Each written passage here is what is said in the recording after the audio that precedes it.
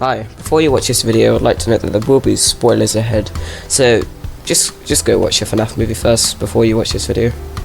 Okay. So, you probably wondered, well, what does a child think about the FNAF movie? None of these, let's just say, overaged people on the internet who have no clue what they're actually on about, who say good or bad things just for the money and attention. However, today, I'm going to give you my overall opinion on the Five Nights at Freddy's movie.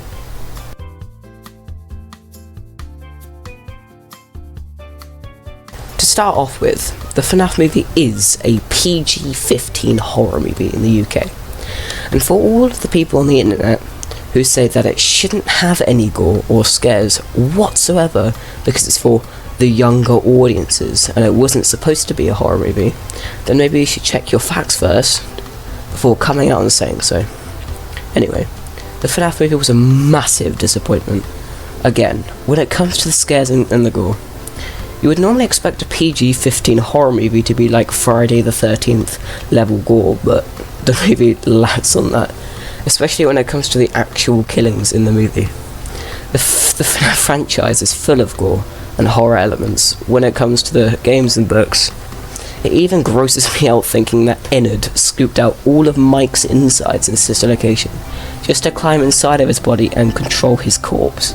To add to this, those people I was talking about earlier who have no clue what they're on about, when it comes to FNAF, they say stuff like, "You barely see any blood in this game. I think the only exception is the scooping room and Sister Location. And, I mean, if you want to count the spring lock failure, then, you know, I guess there's that, but that's pixel art, so I don't really count that."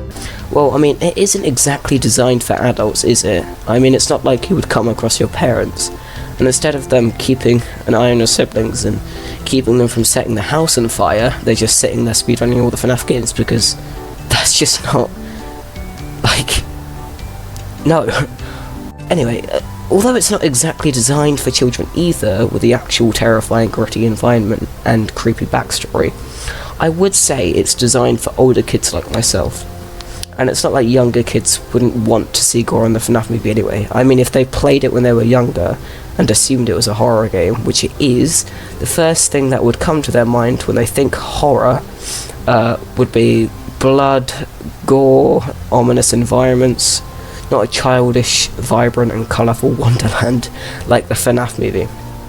Anyway, now I want to move on to William Afton and all his problems, which is basically just everything about the cinematic version of him.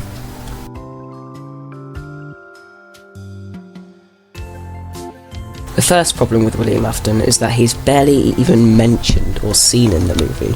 He appears literally only 3 minutes before the end of the movie and is revealed to be the real villain behind it all. And what a surprise! He's Steve Raglan, literally the only character in the movie other than Mike who could actually fit in the spring bunny suit. Like, bruh. If they were going to make it a murder mystery, then make it a murder mystery. It would have been a lot better than what we actually got. It was clear Afton was just added to the movie at random, just so there was something to look forward to at the end. But Matthew Lillard's portrayal of William Afton was not scary or terrifying. He wasn't even a genius. He was a stupid, happy, upbeat man. You couldn't tell the difference between one job or two. Even by the end of the movie, William Afton seemed like the kind of person who would give out really good hugs. Second of all, it's a bit annoying that it was never revealed why he killed the kids in the first place. However, I guess you could assume that Mike's dad is the Henry Emily of the story, and there was a feud between the two, but the movie just lacks in story and character development overall.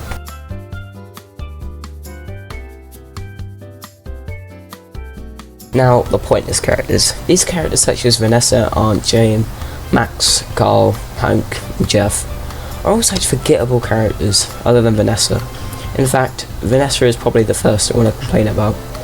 In the movie, Mike tries to find out what happened to his brother all on his own, but the walking Google herself, Vanessa, notices him, and literally tells him more than anything he already knows. Vanessa just talked too much. They should have just replaced her with Phone Guy, which would have been an awesome callback to the games. There was literally one point in the movie when they're building a fort with the murderous animatronics, and it wasn't until after they finished building the fort when Vanessa told Mike they were dangerous. Like, why?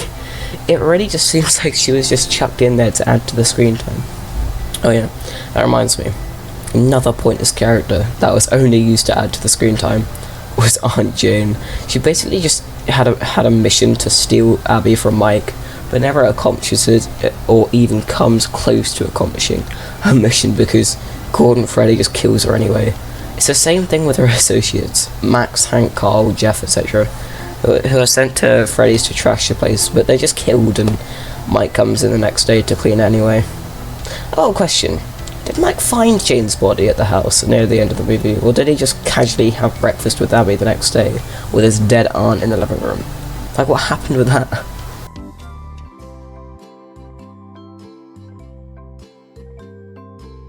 The next major thing wrong with the FNAF movie is the way Mike's backstory is represented. I mean, it's a bit annoying watching the same dream sequence over and over again. I just got bored. The Cassidy of this movie wasn't explained either. If you don't know who Cassidy is, it's basically just the kid who possesses Golden Freddy. Anyway, the Five Nights at Freddy's movie, it wasn't even 5 nights, it felt more like 10 days outside Freddy's and 2 nights of sleep. The movie just has a way of looking to the past and staying in the past rather than looking forward. Anyway, let's just get to the final problem, the animatronics.